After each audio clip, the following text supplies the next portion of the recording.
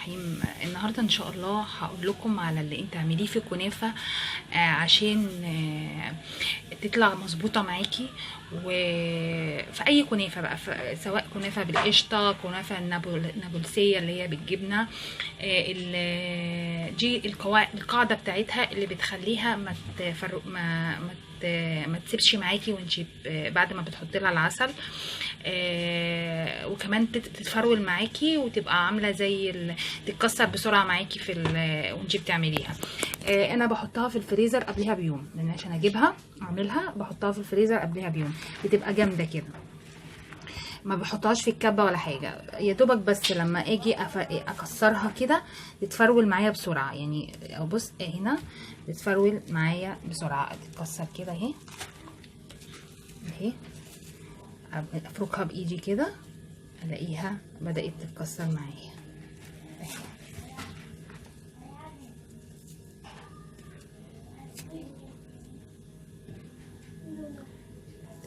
تبقى جامده كده زي التلج اللي تتكسر بسرعه، وما تحتاجش ان انا اعملها، ان انا احطها في الكبه. اوريكم شكلها بعد ما افرولها كلها، عشان طبعا انا بعملها بصور وبعملها بايد واحده. هنا انا بقى هنا بحط لها كوبايه الا ربع، نص كيلو، دي نص كيلو، نص كيلو كنافه. بحط لها كوبايه الا ربع سمنه سايحه، و3 معالق سكر بودره. ده السكر بودره بيمسكها، وفي نفس الوقت بيديها طراوه لما تحط لها العسل. هنشوف دلوقتي شكلها بعد ما افرولها واحط لها كمان السكر والسمنه. يلا معايا. فرفرناها اهي شكلها مفرفره معانا. نحط لها السكر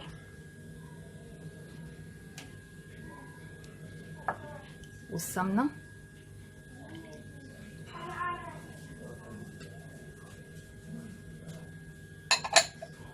ونقلبهم مع بعض، ونقلبها لغايه ما تاخد من السمنه والسكر.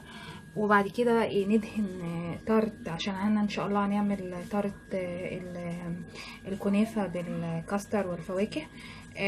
هندهن التارت. طبعا هو صغير التارت مش كبير قوي، يعني متوسط حوالي 20 قطره 20، فهندهنه بيها. طبعا النص كيلو هيبقى ياما على التارت، فطبعا احنا ناخده حته على حسب الكميه اللي هناخدوها طبعا الصينيه بتاعت اي صينيه عندك، وحطي الباقي في الفريزر. وبعد كده طلعيه واعمليه تاني. يعني ممكن تعمليه بقى اي حاجه بقى، ممكن تعمليه تارت، او تعمليه مثلا كب كيك، في قوالب الكب كيك، او تعمليه مثلا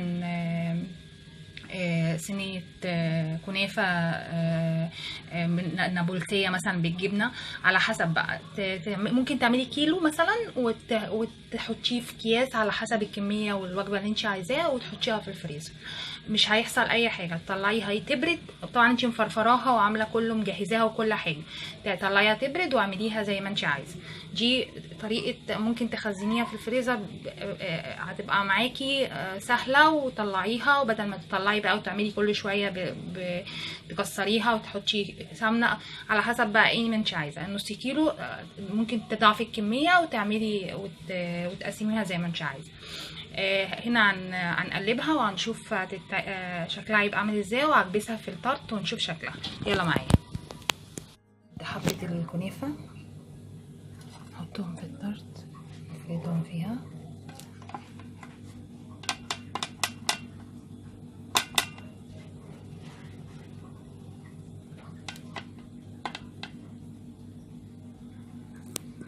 كبست الكنافه في الطرت اهو. وطبعا هنا الزياده حطيتها في كيسه واحطها في الفريزر زي ما انت عايزه بقى. تطلعيها وتعملي انت اي حاجه عايزه تعملي بيها الكنافه اهي. تكبسيها بس كويس عشان تطلعي الهواء منها، تحطيها في الفريزر، تخزنيها في الفريزر. هنا الطرت اهو عملته، واحطه في الفرن وهتشوفوا بقى شكله لما يطلع. يلا معايا. وانا قبل كده قلت طريقته. بعد ما عملته اهو بيبقى عامل كده وبرد. بحط له بقى عشان يحل شويه ما يبقاش عامل زي المهلبيه، يجي حوالي معلقتين 3 قشطه او كريمه، تديله طعم كمان وكريمي كده وحلو. اقلبه واحطه في التلاجة عبال ما الكنافه تخلص، وبعد كده بقى ايه هنشوف شكله بقى هيبقى عامل ازاي. يلا معايا. الكنافه من الفرن احط لها بقى عسل، هي سخنه عشان تطرى شويه، بس مش ياما عسل، مش ياما يعني، ويكون خفيف عشان تبقى طريه وحلوه. بعد كده بقى ايه الكاستر، نعمل كيس حلواني اهو. كيس الحلواني انا حاطاه في كوبايه عشان اعرف انزل الكاستر. احط الكاستر وبعد كده بقى ايه ابدا احطه في الكنافه في كيس الحلواني. ابدا بقى ايه احطه اوزعه على في التارت كده.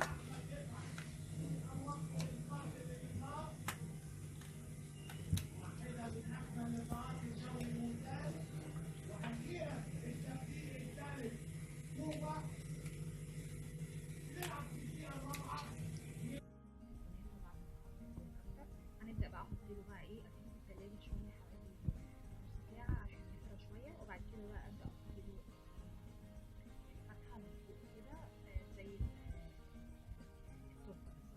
يلا معايا. ما خلصت وحطيت الفاكهه. هنا انا عامله الفراوله فروزن، حطيتها مش مشكله لما تحطيها فروزن. حتى كمان المانجا دي مانجا حطها برضو فروزن، بس قطعتها مكعبات. طبعا ساحت شويه بس هتبقى حلوه برضو. وخوخ واي بقى فواكه، كيوي، كانتالوب، اي حاجه، اي فواكه عندك، موسم، فواكه الموسم بتبقى حلوه برضو. هنا بتبقى كاستر، وبعد كده بقى ايه ده عسل شربات، او ممكن جيلي، حبة جيلي بودر، بتحطيها عليها حبة مية دافية وتدوبيه وبتحطيهم عشان الفواكه ما تسودش معاكي وتلمع كمان. بتحطيها بتدهني بيها الفواكه عشان تفضل اخده اللون بتاعها ولونها حلو. بتدهنيهم كده.